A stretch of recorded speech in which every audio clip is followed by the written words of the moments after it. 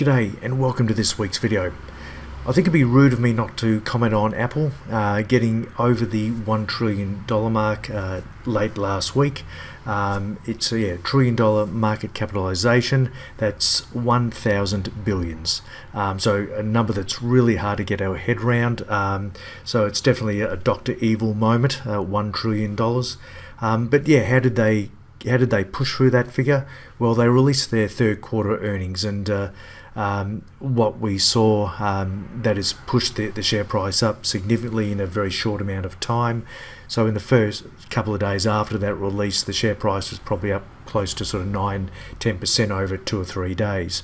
For this 2018, for this year, it's up nearly 20%, and that's on top of a 46% gain for the last year. So significant growth, and that's been backed up by growing revenues and growing profit.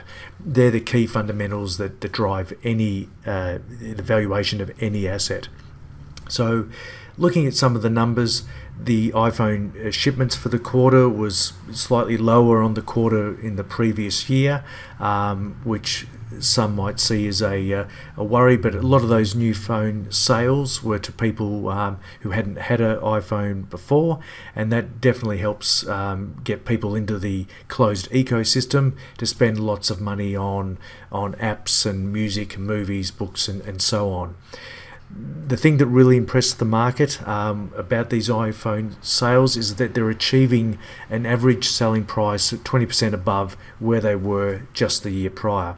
So in US dollar terms, $606 was the average price last year.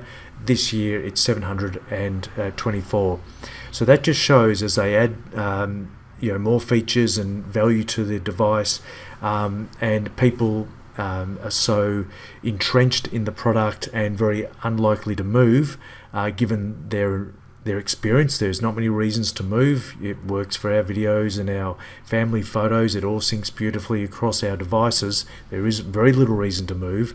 People are prepared to pay extra. So that pricing power is a fantastic feature of a really high quality product and a high quality business. On top of that, the services revenue, so we're talking about the App Store where you buy your movies and apps and music and the like, that grew by 31%, which was similar to the quarter before, which we made an announcement on, but I do get excited by a business worth $1 trillion. And so they're getting on a yearly basis around $40 million from that side of the business.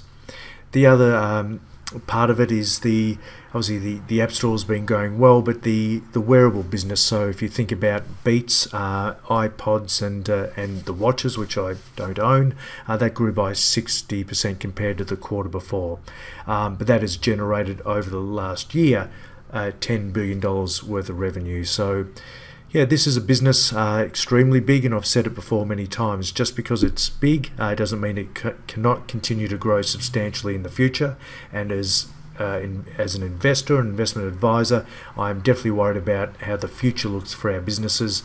Do they have products and services that are unique and are engaging for clients and keep people within the ecosystem? Apple is definitely that type of business, and if it continues to grow its revenues, the value of the business over the longer term will continue to go up.